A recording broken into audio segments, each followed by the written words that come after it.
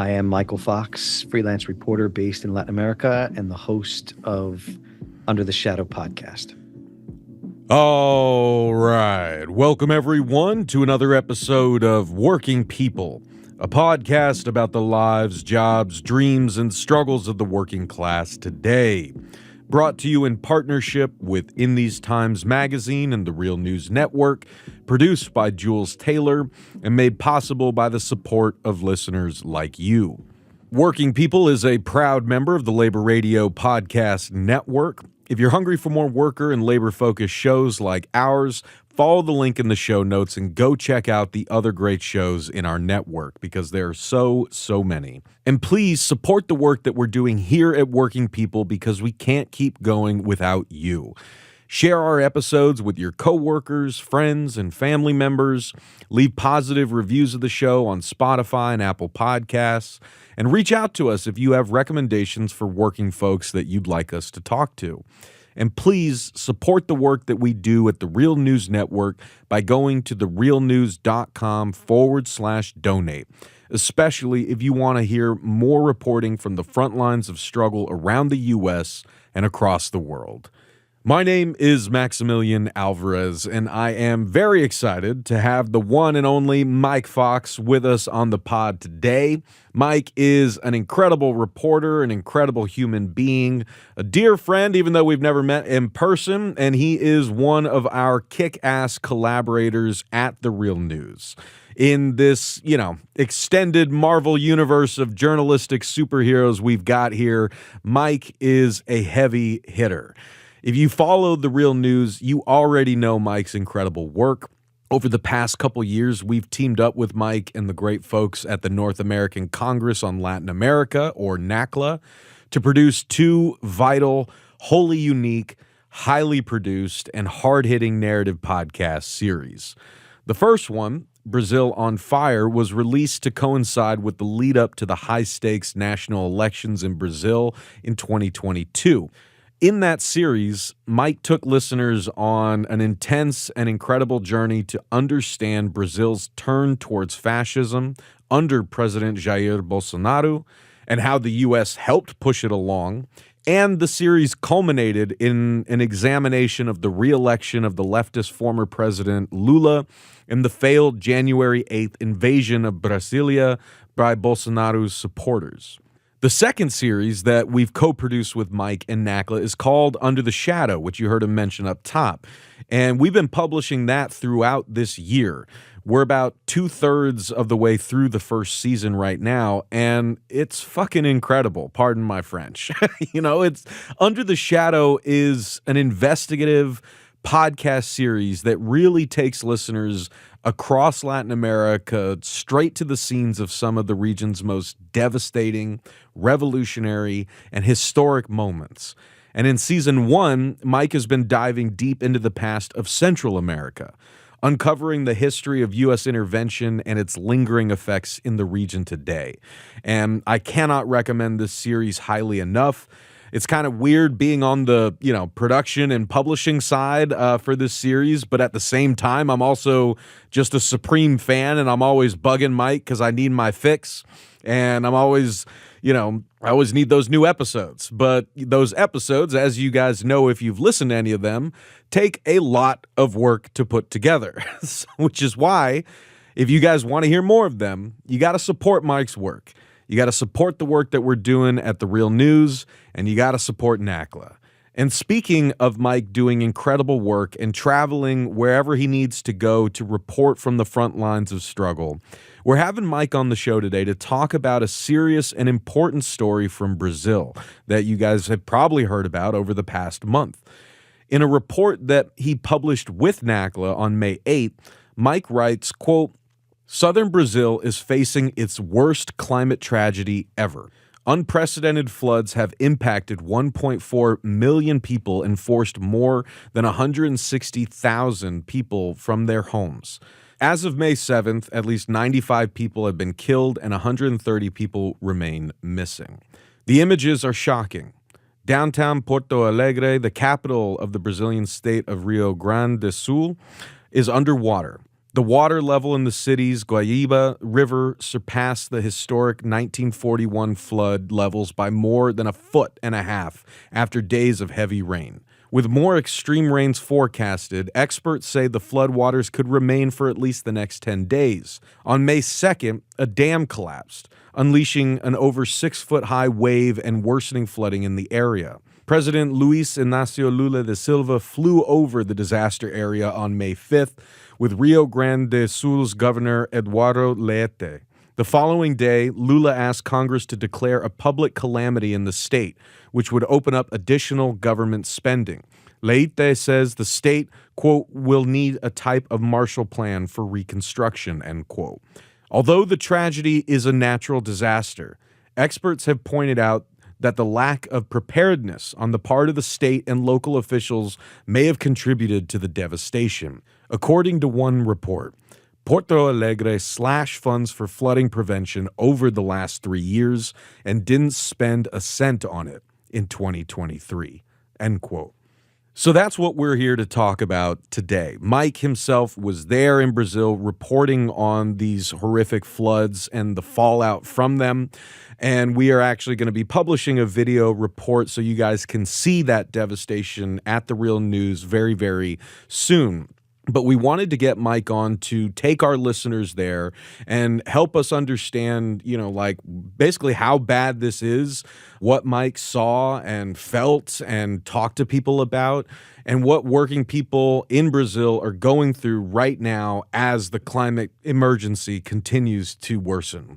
So, Mike, thank you so much for joining me on the show, brother. It's so great to have you on the pod. And I want to just shut up with all that kind of context up front and turn it back over to you and ask if, you could kind of take our listeners to the front lines where you were in Brazil and just sort of help us understand what you saw, what's going on down there, and how these, disastrous floods are impacting our fellow working people in Brazil. Well, thanks so much, Max. Boy, what a great intro. I need to take you with me everywhere. I really appreciate it.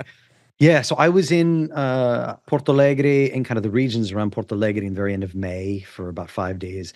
This is a region I know really well. I used to live in Porto Alegre, about 2 blocks from the Guaíba River. My wife is from São Leopoldo, which is a kind of a town of 220,000 people close to Porto Alegre. 80% of the town was impacted.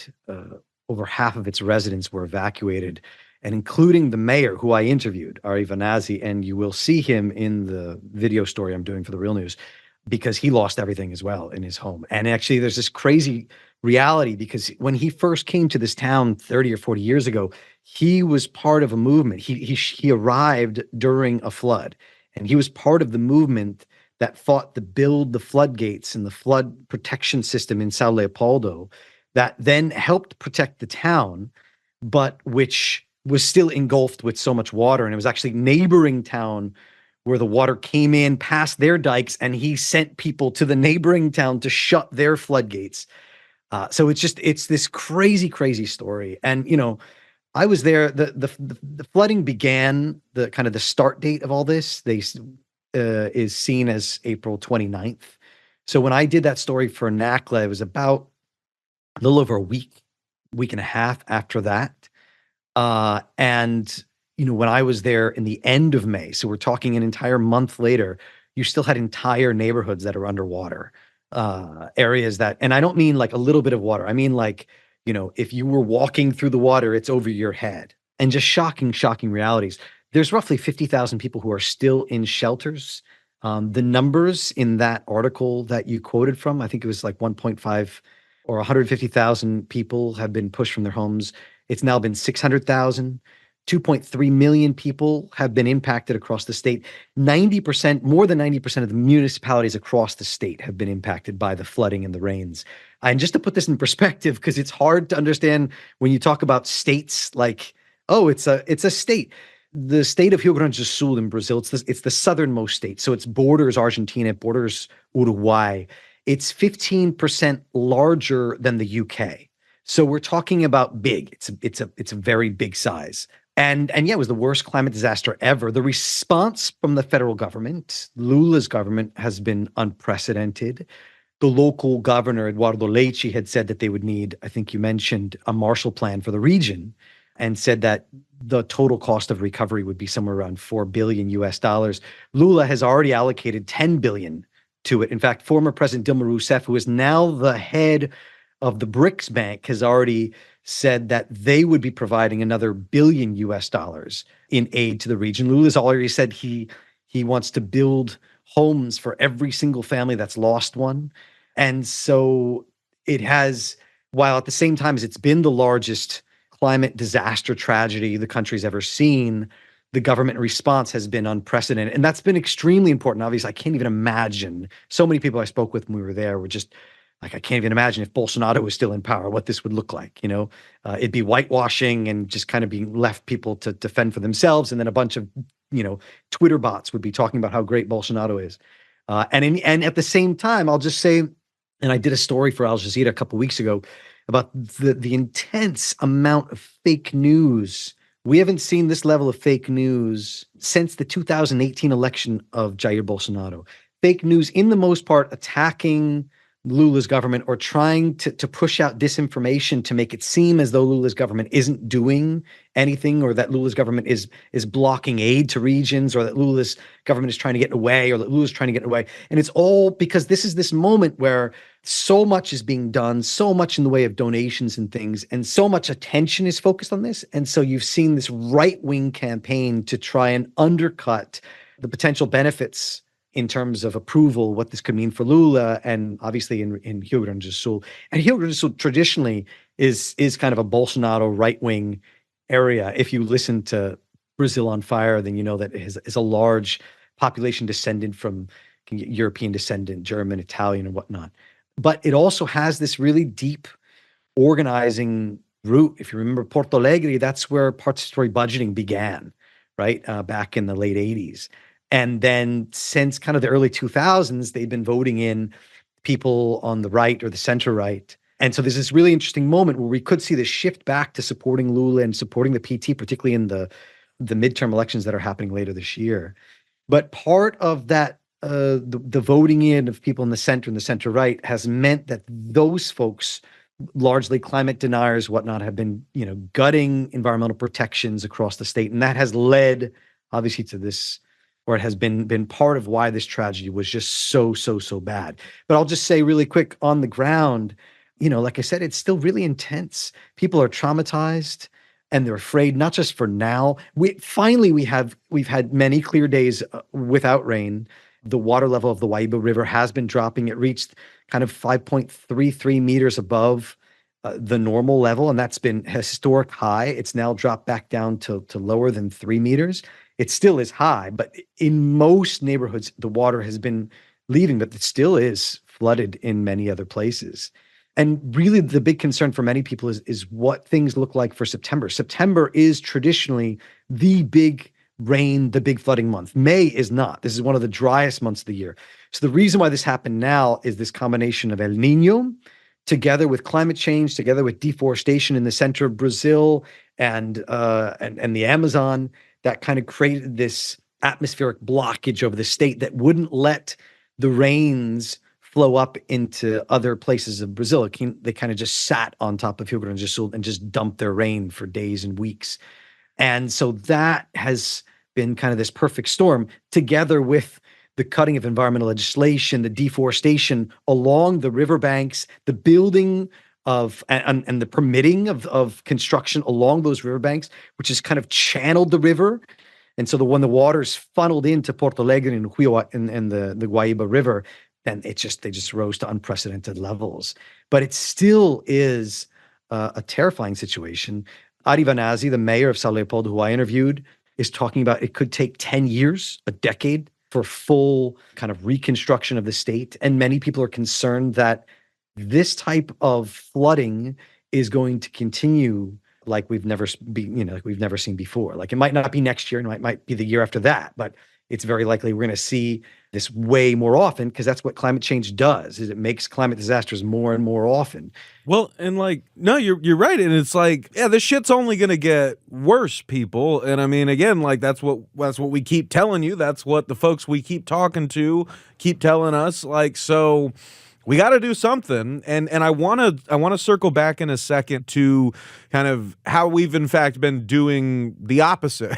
We've been making Yes. at least at the state level, at the industry level, like we have been like pressing the gas pedal to the floor in the exact wrong direction. But I want to hover on that point about like who this is impacting the most, who is suffering the consequences of this, because this connects to, like where the show Working People has gone over the past year, and why instead of interviewing more folks like about contemporary shop floor struggles and unionization efforts like I've traditionally done in years past, I have now become obsessed with interviewing workers living in and working in what we call sacrifice zones in the U.S. and around the world, right? Starting in East Palestine, Ohio, where the train derailed and folks have been poisoned by corporate and Wall Street greed and left abandoned by their government, to residents of South Baltimore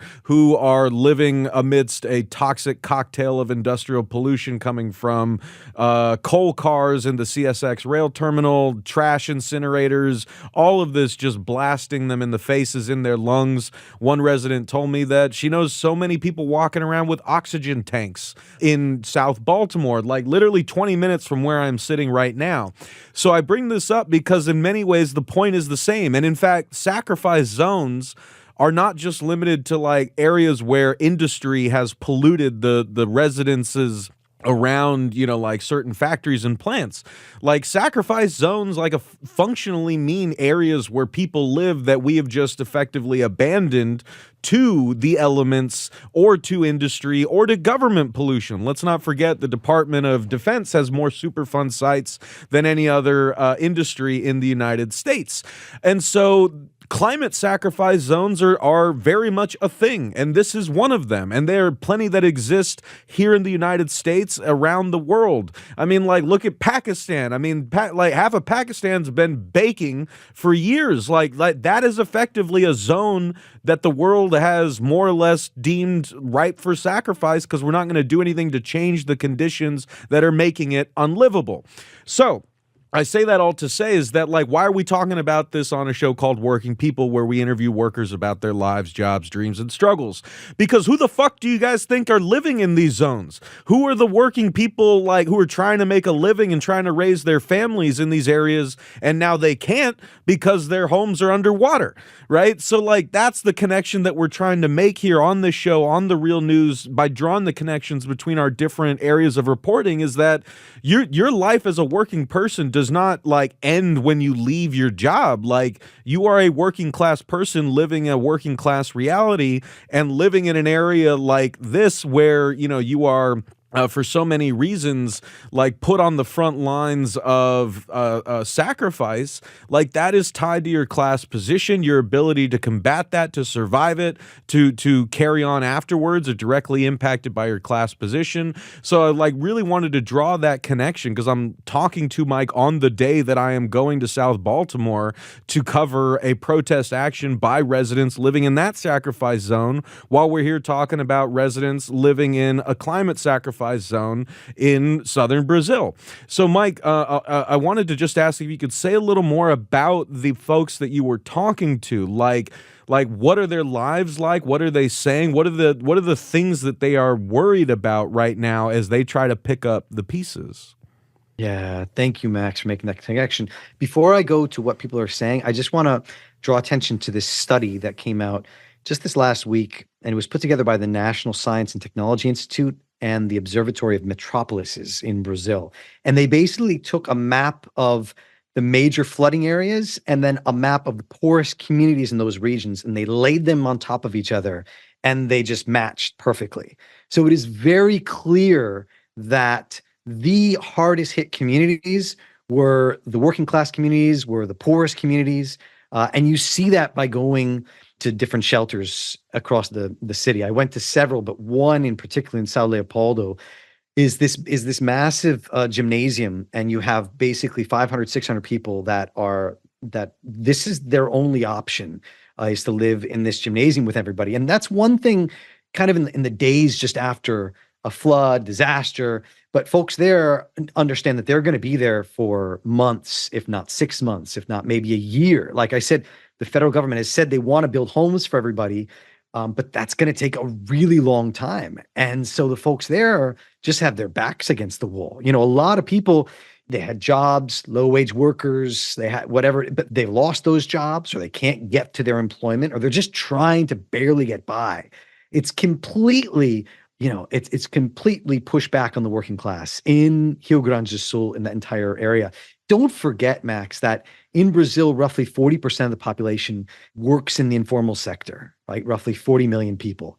And so now the federal government has said it's going to actually, in order to support small businesses and businesses in the state, it's already said that it's going to be providing minimum wages for the next 2 months for workers in the formal sector. But those people that, might be vendors, street vendors, workers in kind of the informal economy and whatever they might be, you've just lost your income and there's just no way of getting that back. Fishermen up in the Ilhas, which is this area that is one of the most hardest hit neighborhoods of Porto Alegre, and I spent a day there going and visiting how these homes. I mean, first off, your entire means of financial support has been just wiped off the table.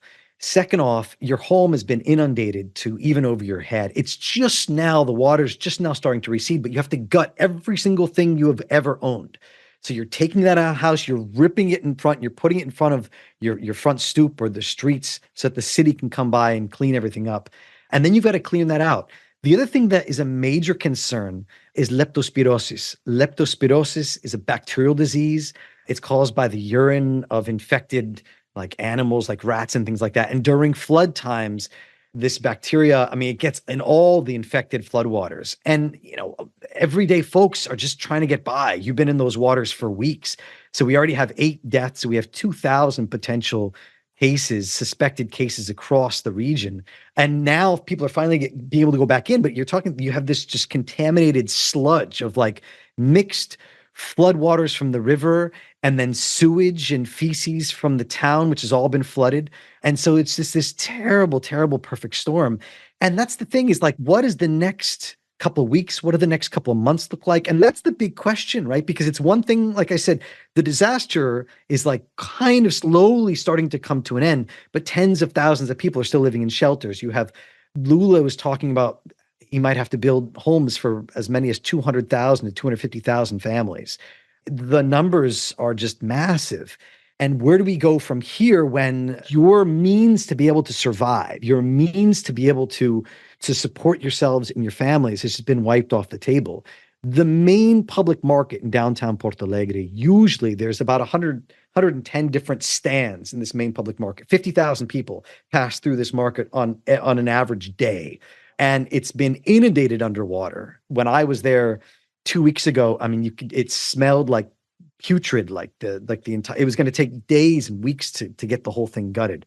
And that's the reality like across the entire region. So it's an utter devastation. And the people who are the hardest hit are the working class families. The people who are the hardest hit are the poor communities. I was speaking with this one guy from Canoas. Canoas is, if you saw any of the images from the days after when this was happened, you saw these kind of boats, motorboats, bringing people in, picking people off kind of the rooftops and bringing this to this area where it kind of looks like there's this road that kind of carves upward and they would like drop people off and go back out. That was Canoas.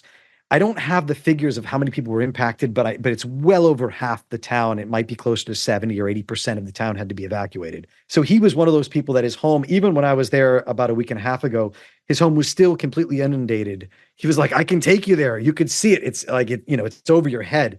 And the thing is that it's like you have this tale of two cities right now, Max, where the city that's above water, it's in many cases, it's almost as if nothing has happened, right? You still have stores, you still have restaurants, people are going out. In many cases, those areas, if they didn't have electricity and water the entire time, it came back relatively fast within the first week or 2 weeks. The other side of the city is just devastated, just completely devastated. And there's some towns outside of Porto Alegre in the mountains that have just been, entire neighborhoods just been wiped. Like they don't exist anymore. Lula was there last week walking through one area and you see the images and Lula's walking over what used to be rubble. There's just nothing there. But what this guy told me who used to live in Canoas, is that, in Brazil, it's as if this disaster, for the first week or two, it was all the headlines. Everyone talked about it. And now it's kind of becoming, the story on the second or third pages, right? It's like it's leaving the front headlines. But he's like, look, for those of us who have been impacted, like this isn't over. This hasn't ended. This is just beginning, and it's going to last for months, and it's going to last for years. And so that was really, really profound, really deep. And I want to say one thing, Max. There was a really interesting experience that I got to spend 2 days with at an occupation of people who had been in shelters across Porto Alegre who said they weren't treated well. And so they came together and they occupied an abandoned building. And I thought that this was just amazing and fascinating because it's people taking the situation and saying, no, we're going to take action. We're going to do this ourselves. And so they occupied this abandoned building, no electricity, no running water, but every single person I talked to said, this is our lifeboat. This is our means to go forward. And every single one of them was from a poor community whose house either doesn't exist anymore or who they're going to still have to wait weeks to just get in and then gut everything and start over anew. And this was their way forward. And they had their communal kitchen. They each had their own little apartments.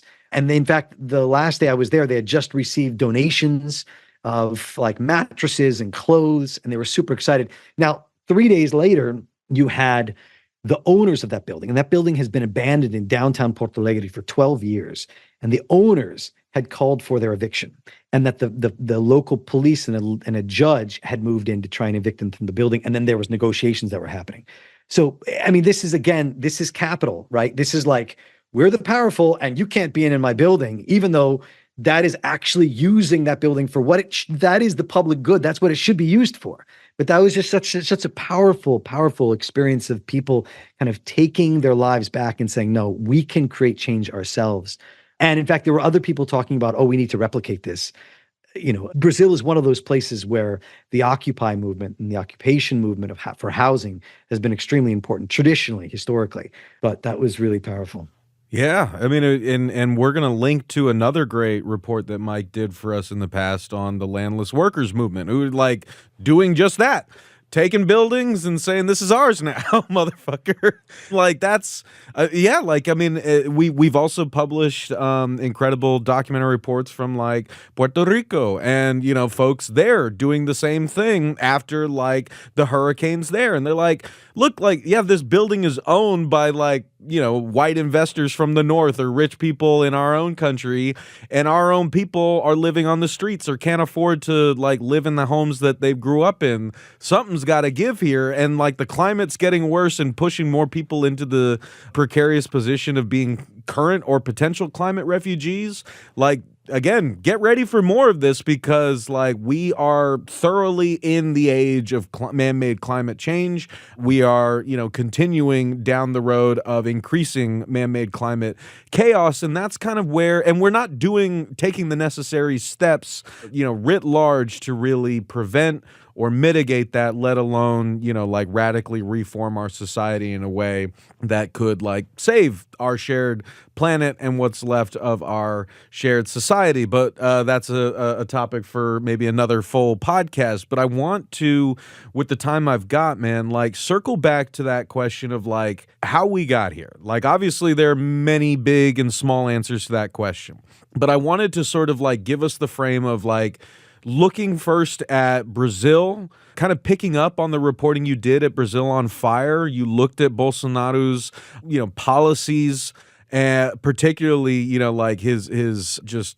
gross exacerbation of the deforestation of the Amazon and all the sort of climate effects that come with that. But as you mentioned, there are other things here that really speak to like what we're dealing with in the United States, like states in the Southwest where, you traditionally don't have a lot of concrete are dealing with flooding like this because when you have heavy rains and that water doesn't seep into the ground and it goes into these concrete canals, it creates flood zones, right? Or right now, everyone's been talking about the kind of decaying infrastructure and the pipes bursting in Atlanta and the floods that's causing, the boil water advisories that working people there are dealing with, just like folks in Flint and Jackson, Mississippi, so on and so forth. So the reason I'm drawing these comparisons is that infrastructure doesn't decay overnight, right? I mean, those are policy decisions that are made over and over again to disinvest, to deregulate.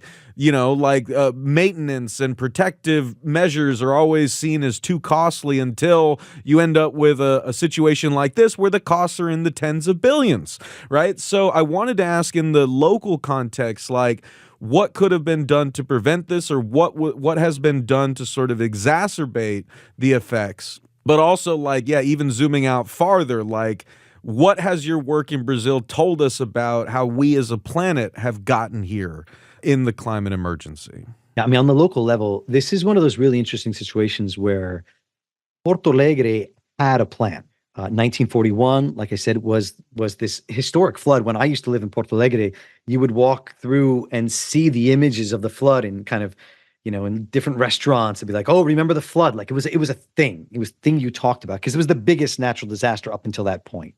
So over the next 30 years, they developed a flood protection system. It went online in 1970. It was supposed to protect the city from flooding up to 6 meters.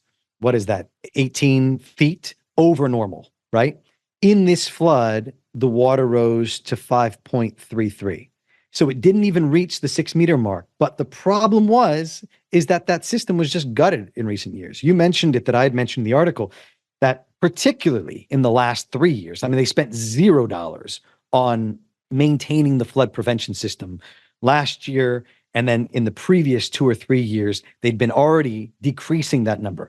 But we're talking about the lack of maintenance and repair for the system going back for the last 10 years, 15 years. This could have, in Porto Alegre at least, because in some of the other towns that were just, entire regions wiped away, they don't have that same flood prevention system. That's kind of another situation. But in Porto Alegre, all of it could have been prevented. They had the system and they did not maintain it. They didn't repair it. So what you saw were floodgates, which just didn't close. They got stuck, right? Pumps were not working, or areas where they should have been pumping the water up, but it was actually letting the water in. You had, like, in the first days of this thing, there are these images of like firemen and police who are like carrying sandbags to like shore up the dikes and the levees. You don't have to do that. Not in a city like Porto Alegre that already has its flooding prevention system going back 50 years. Like, this is not something, you don't have to reinvent the wheel. You just have to like make sure it's not going to fail in times of crisis. And they couldn't do it. And here's the worst thing is, this was not the first flood the city had over the last year. This was the third or fourth. So you had a massive flooding that was going on. Now, this was the worst, obviously, but I think it was last June you had high floods. Last September, the city was hit massively as well. So this is like the third or fourth time just in the last year. So it was like, if the city didn't wake up for the other ones, oh man, we really got to get our shit together. Like, really? Like, so that's why you had a couple weeks ago different groups and organizations calling for the impeachment of Mayor Sebastião Melo, just saying, listen, you just failed us completely. Now, of course, he has his people in city council, and they, they wouldn't even put it up to a vote. And still people are pushing for this. And in talking with local business folks and social organizations and workers, people across the city are like, what? It's asinine. Like, obviously this guy fucked up and he cannot remain in power. But you also have this, at the same time, I talked about this kind of fake news generation going at the same time. But that's on the specifics. Like, it was a failure by the city and by the local state government that failed Porto Alegre. And that is why it flooded this time. And that is an unmitigated disaster. It needs to be kind of cried from the rooftops. There were these, Brazilians are very humorous, and particularly online. And there was this meme going around where it was like, now is not the time to point fingers. It's the time to put people in jail. That was what the meme said, is pointing at the mayor saying, you screwed up. We have a problem. So that's on kind of the extremely local level of Porto Alegre. But part of that is also, and this goes back to the question of like, who are the financial interests behind all of this? Who's behind this? So Sebastião Melo and many other sectors of particularly kind of allied with Bolsonaro and the center right had been talking about the actual removal of the flood protection system, because it's a big wall right in downtown Porto Alegre. And they're like, oh, that blocks the view, whatever else. So they've been talking about like we got to get rid of this thing. Like, we don't even need it. Why is it there? And financial interests have been really in favor of trying to throw money at the waterfront. Same thing. We're talking about like inner harbor style stuff, right? When I was in Porto Alegre 15 years ago, there was this whole waterfront that they wanted to develop with this whole big kind of revitalization project, exactly like Baltimore's inner harbor. And that was like the push. And they actually did a referendum. And it was with the referendum that they blocked that. And they were able to build like housing and then something else, whatever else in those areas, because big business wanted to completely open it up, privatize it, and then build waterfront, shops and really, cush stores, whatever else. And they still did part of that at the port. And it was just totaled. Like I drove by there. We sailed by there and we motored by there in a boat when I was there. And it's like one of the worst areas of destruction. You see, there's just like, they have this little Ferris wheel and it was like done this really cute little, and it's just total, completely total. The restaurants, the waterfront was, the water filled up to, up to the rooftops. But that's the vision. That's the capital vision. All right, how are we going to make money off of this? It's not how are we going to protect the city? How are we going to protect those most in need? Now, the bigger vision for the region is like I mentioned, the deforestation in the Amazon and the hugely dry, high temperatures in the center of Brazil, this caused this atmospheric blockage. So, of course, that, Bolsonaro helped push that, helped to open up the doors for the deforestation in the Amazon.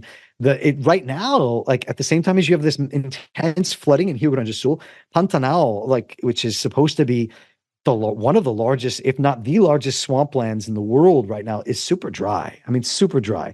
And the water that fell in Rio Grande do Sul was like it should have gone there. That's where it's supposed to go. And so you have this perfect storm of all this together.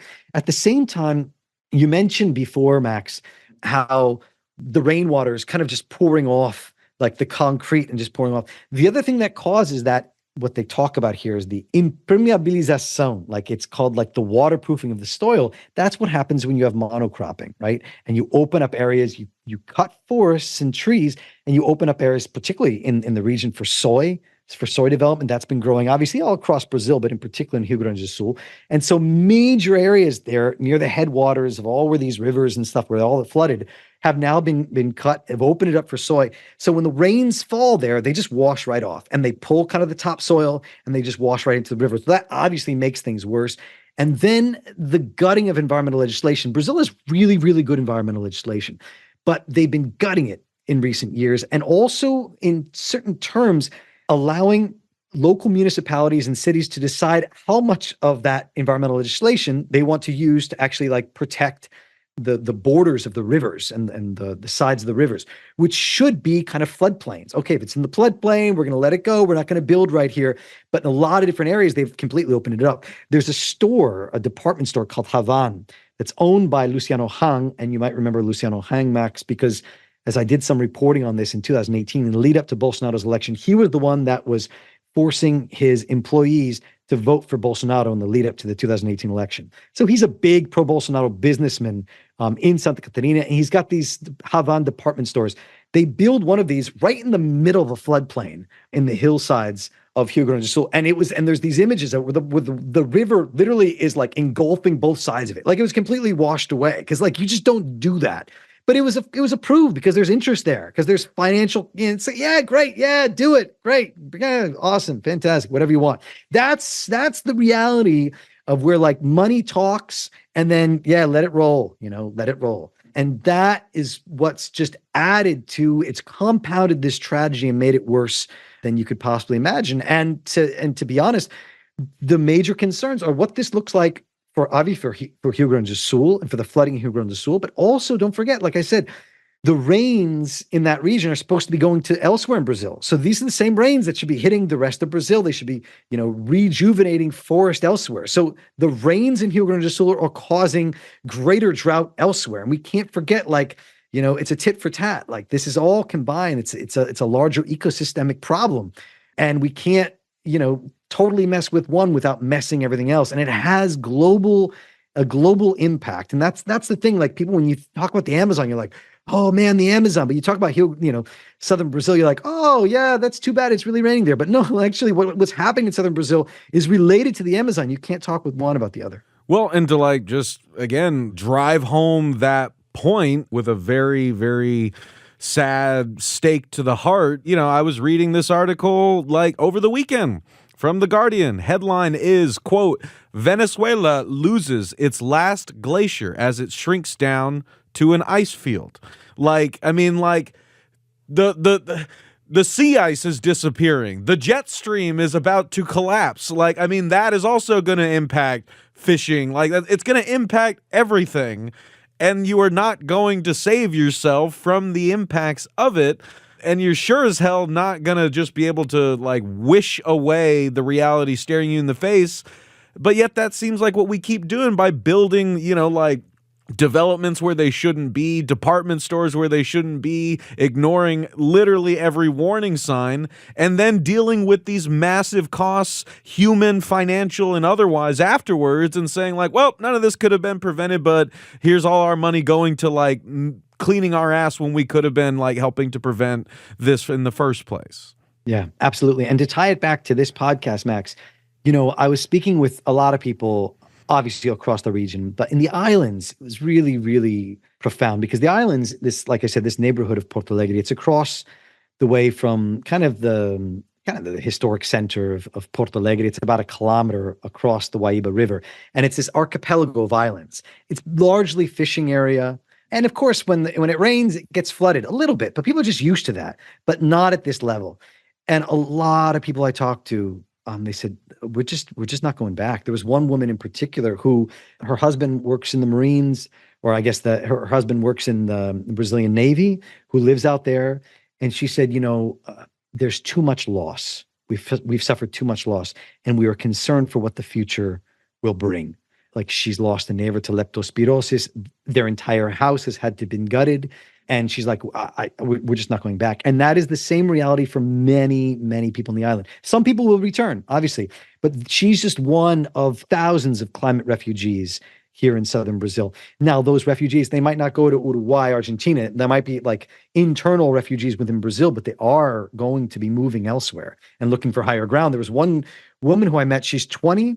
She moved recently from a town inland that just got devastated by these rains. She's been living in kind of a lower section of Porto Alegre, and she's like, I can't stay here. I have to go to higher ground. So also these areas within Porto Alegre and São Leopoldo and Canoas and Ilhas, what does that mean for the low-lying land when that's now under threat for future flooding? Because like we mentioned, it might not happen next month. And it might be a couple of years because this particular type of flooding tends to happen in the end of an El Nino process. We're seeing the end of an El Nino. We're starting a La Nina, but the cycle comes back again, and people are saying, I'm getting out. I got to leave. So we're seeing the price of real estate and homes. People they've lived their entire lives, it's plummeting. And so not to mention the devastation that's been caused to everything they own, and the fact that in many cases they want to get out, but they can't because they're having to spend their entire savings. So the rising poverty that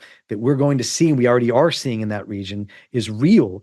But also the hit to that kind of the local housing market, and I don't mean the housing market for big business and for the elites, but I mean for everyday folks who this is their home, and now they're like, if I stay, I don't know when the next flood's going to come. There's real trauma, Max. And that's one of the things that was really, really profound. There was fear and trauma. I did a story about this for Tier 2 World a couple of weeks ago about just the level of every time it rains a little bit, people are like, oh God, is this going to be another one? Is it going to rise back up? Because what's happened over the last month is the water levels would start to drop, and then you'd have more rain, and then you'd have rain, and then it started flooding in areas where it hadn't flooded before because of torrential rain. And then it would start to drop a little bit again. They have more rain, like what happened last week. Now it really looks like things are clear for the next couple of weeks, but okay, fine. If you don't have rain for a couple of weeks, but then the next time it rains in a couple of months, and like I said, September is the rainy season. So it's rains will come. That's just what happens. But now people are scared, and that trauma runs deep. And even though in many of these shelters, they have health departments and doctors and psychologists who are trying to help people. We're talking about an entire region of 2.3 million people that were impacted, and even more millions than that watched this entire thing happen. And that runs deep. So I think, that's one of those layers. We oftentimes, when we're talking about crisis and we're talking about tragedies and climate tragedies and and whatnot. And it's often you're talking about kind of the tangible of like the home that's lost, all the furniture that's lost, the lives that the real lives that are lost, the people that have to pick up and leave. But underneath is this deep-seated trauma that will last for years and decades and sometimes lifetimes for people. People, like I said, when I was living in Porto Alegre in the 2000s, they were still talking about the 1941 flood 70 years later. This they'll be talking about, for a century, unless this continues to happen, in which case they're going to be talking about the new one and the new one and the new one and new one and new one. And this is the new world that we live in, unless we can wake up. And that's the thing that I just want to mention this, Max. When I was there talking with Ari Vanazzi, and he's this mayor, I actually first interviewed him 17 years ago. He's the mayor of Sao Leopoldo, the town that my wife is from. I interviewed him in 2007 for a documentary I was working on about participatory budgeting and participatory democracy in Latin America. It was called Beyond Elections, and people can find it online. It's still there on YouTube. But I interviewed him because they had done this participatory budgeting process. And here I had to come back, and I was interviewing him 17 years later, and he said, boy, I missed those days. Obviously. I asked him, what is your story? What is your message that you would like to impart? Like you would like to cross to other people? And he says, I want people to understand that if we don't wake up, this will continue. And it's happened here for us, but it's going to happen everywhere else. And so we need to wake up. And what's scary, and I think really concerning, Max, is that we all know this. You and I were talking about this, I guess, about a week ago. It's no longer the canary in the coal mine. Like, it's not the canaries that are dropping dead. It's people in the coal mine. It's like we're beyond that point. We get it. Like everybody understands it. And yet until you are personally impacted, it's still out there. It still is, oh yeah, Southern Brazil or wherever, or Egypt or whatever's happening right now. It's that thing over there until it hits home. And then you're like, oh, I wish I'd known. I wish I'd realized, like we need to understand how it's connected to the bigger picture and the role that we have to play. Oh, I think that's beautifully and powerfully put, brother. And it's like the thing that is overwhelming me right now is just thinking about all the different contexts in which I've heard working people express that same level of fear and trauma and foreboding about the future. I've heard it from fathers whose children were killed in school shootings who thought that would never happen here. And then it did. And every parent, every community that's gone through that has said the exact same thing. And that trauma, of course, will never go away. I've heard the same thing from families in East Palestine, Ohio, who say that their kids still get a PTSD response when they hear sirens or when they feel a train coming by. And they're worried, is this going to derail? And am I going to live through that nightmare again? Right? I mean, like you said, my family and people I know back in California feel that fear and trepidation when we see smoke in the hills because the fires have been getting worse every year. To say nothing of the fires in Hawaii, right? And what folks there must be feeling after this past year. Like, this is the kind of compounding trauma that more and more of us are sadly understanding, like, on a visceral level, because it is coming for us. That is the takeaway message. Like, and if you listen to this show, if you listen to the work we do at the Real News Network, you guys know that the people from those areas who we lift up their stories, we find them, we talk to them, we give you access to them and their experience. What they keep telling you and us is don't wait for it to happen to you. Like, don't do what we did. Like, you have to be proactive about fighting this. And like, whether it's, the floods that more and more of us are going to be dealing with, whether it's the kind of climate refugees who are going to be showing up in greater numbers at our southern border and the sort of fascistic means that our government is using to ramp up our border security and expel people who are being displaced from, climate effects that we here in the United States are directly and greatly contributing to. Like, this is all a dismal, terrible cycle that we have to be the ones to get ourselves out of. And I could talk to you about this all day, brother, but I know I've kept you long enough, and I want to round out by kind of, asking if you could just tell folks a little more about where they can find you and your work, because you're always doing so much, not just for us at the Real News Network. Like, you are a phenom out there covering the important stories that need to be covered from across Latin America. It really is an honor to work with you, brother, not just because we get to talk about critical stories like this and share your great work, video and audio, but because, yeah, it genuinely feels like we're on this team that is trying to fight to save the world before, we got no world left to save. So tell folks where they can find more of your work and what you got coming up, and then we'll wrap up.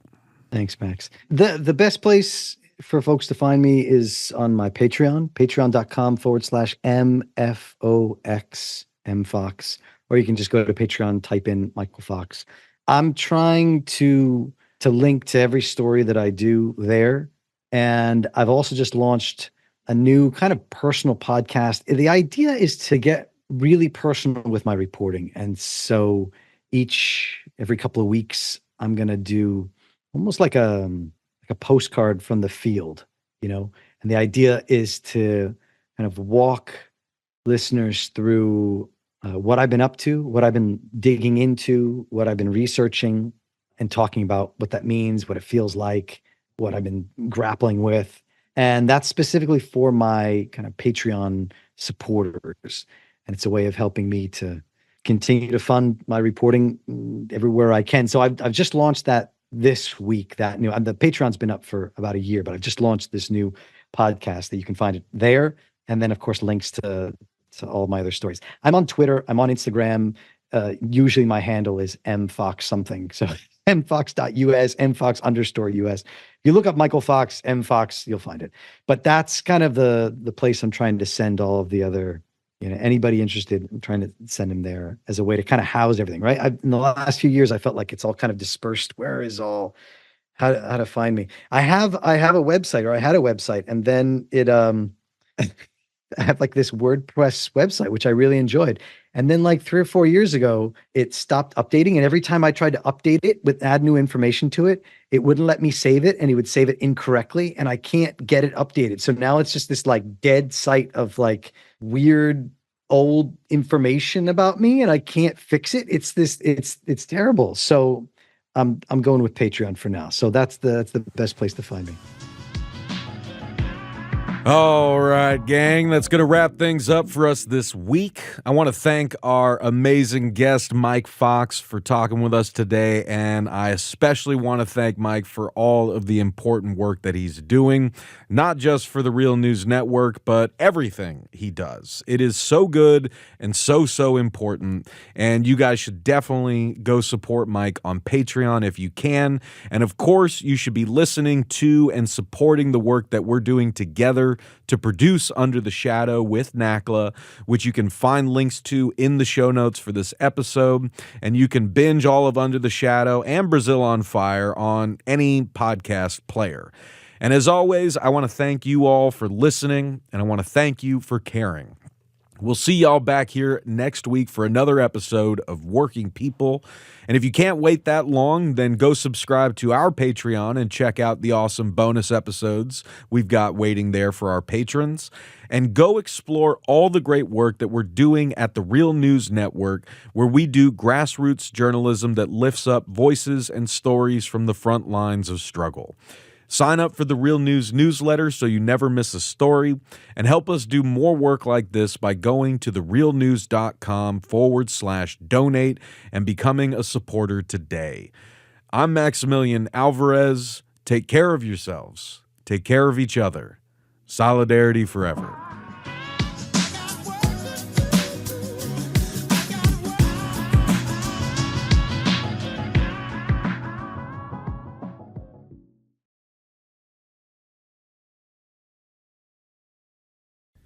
Thank you so much for watching the Real News Network, where we lift up the voices, stories, and struggles that you care about most.